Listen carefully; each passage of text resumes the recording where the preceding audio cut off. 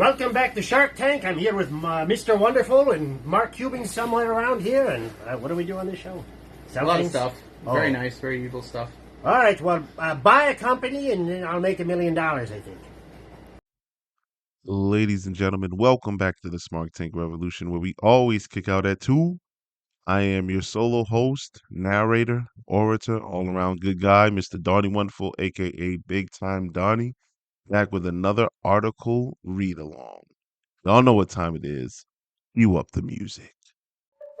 Butterfly in the sky, I can go twice as high. Take a look, it's in a book, a reading rainbow. I always loved that nostalgic callback, the Reading Rainbow. A little before my time, but yet still, I caught the residuals of it and always loved it. Great song, great song.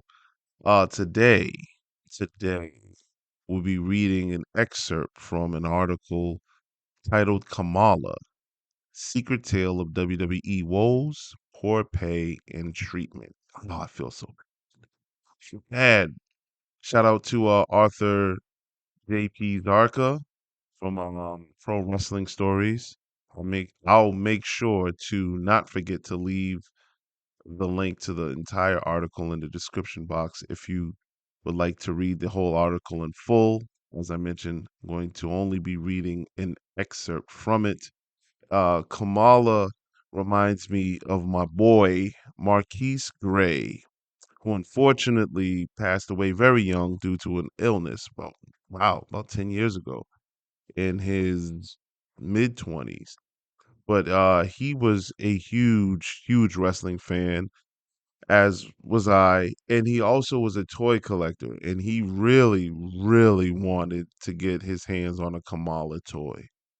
And I know it was a decade ago.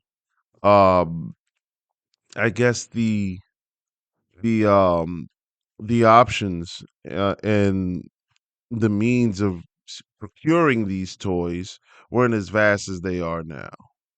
But brother Marquise, man, I miss you, bro.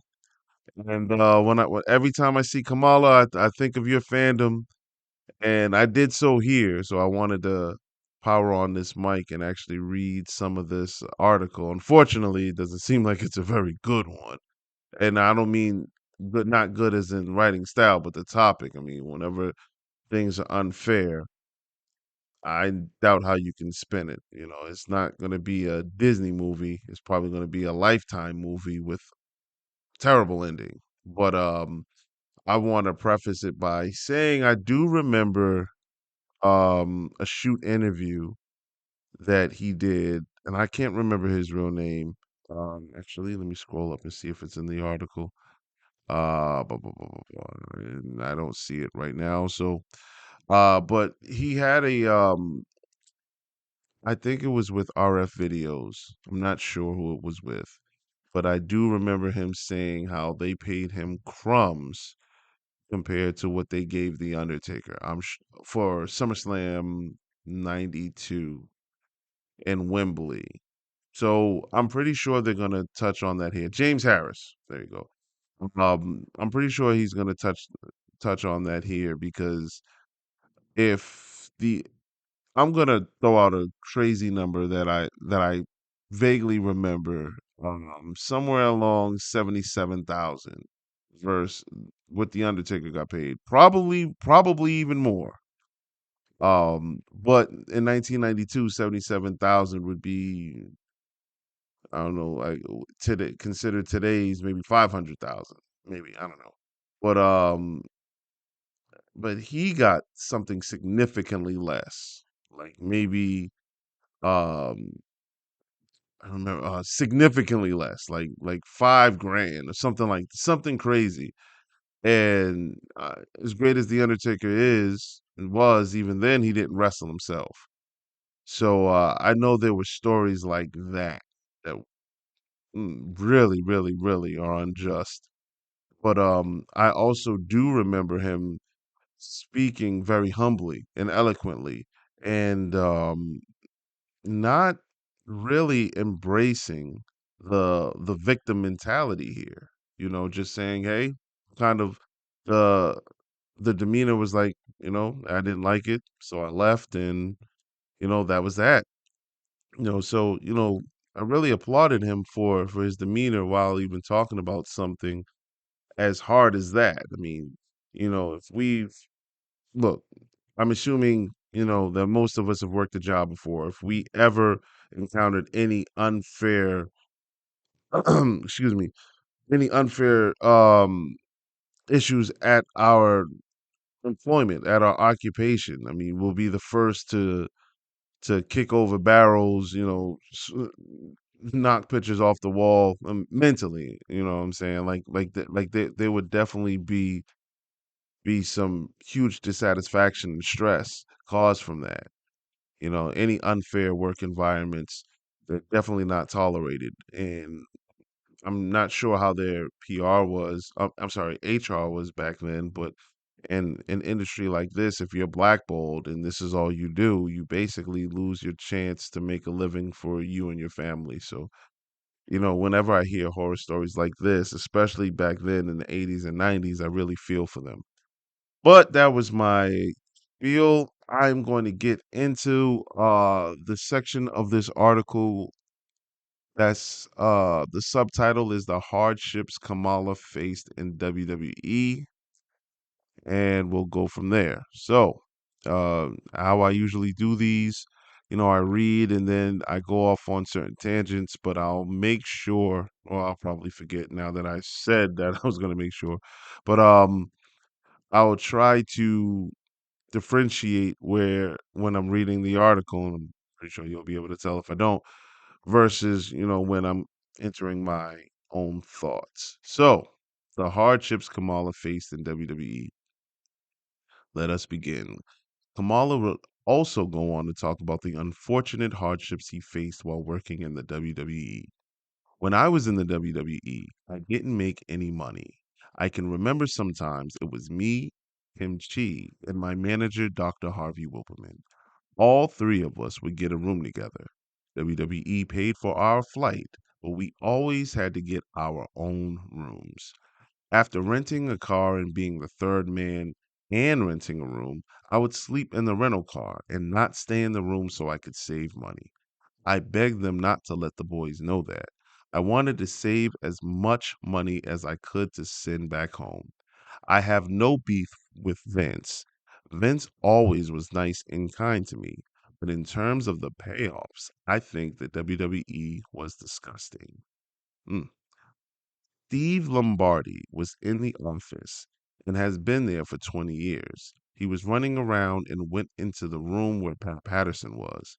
Patterson had left his briefcase. He, Lombardi, was scrambling through his books and he saw what I made, and he was exactly right. He saw what The Undertaker made, and he said The Undertaker made 500,000. I couldn't prove it, but he hit it right on the head with what I made, so I believe him about The Undertaker. Mm. I'm not knocking The Undertaker. He's a gentleman, and I like him. He's a super nice man. I think he deserved every dime he got. But what about me? We would get to the arena before anybody.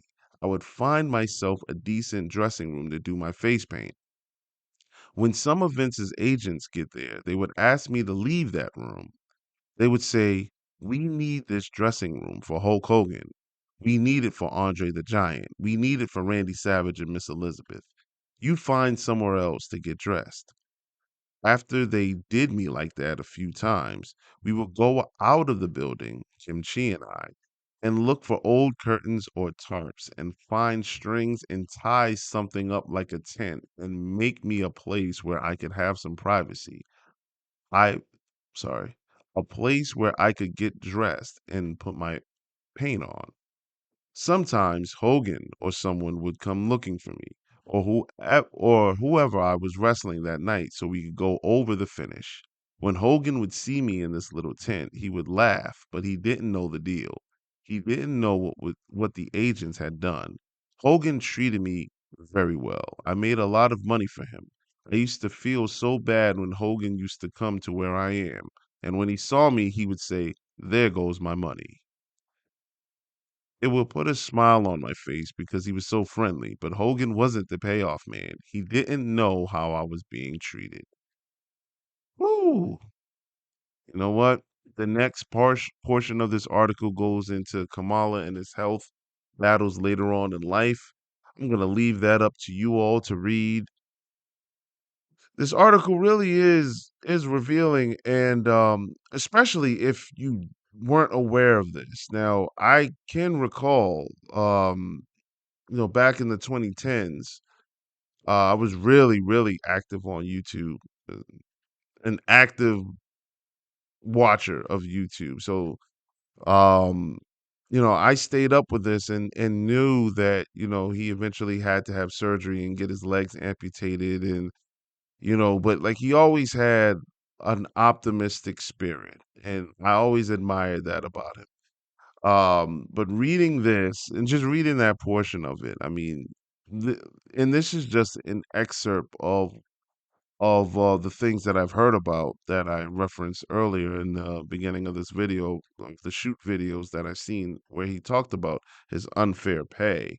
I didn't know anything about, them constantly moving him to different dressing rooms or bouncing them out of places because you got to accommodate the stars.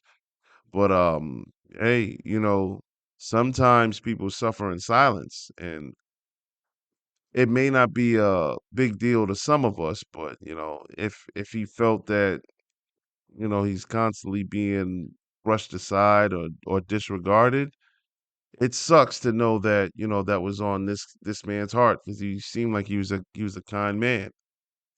And there's too much of this going on, and not just here, but I mean just everywhere. Like, let this be a lesson to all of us to as we approach the new year. Let's just try to treat everybody with kindness and fairness because you never know what they're wrestling with the pun intended. But yeah, I just wanted to read that quick excerpt in this. Is a really good article. It's about a year old. Yep, February 25th, 2023. But nevertheless, a good read. I really enjoy pro wrestling stories. I follow them on Facebook. I encourage you all to do the same as well. As long as while you're at it, drop us a like. Check out some of the videos on the channel. Subscribe to the channel if you're not already a supporter.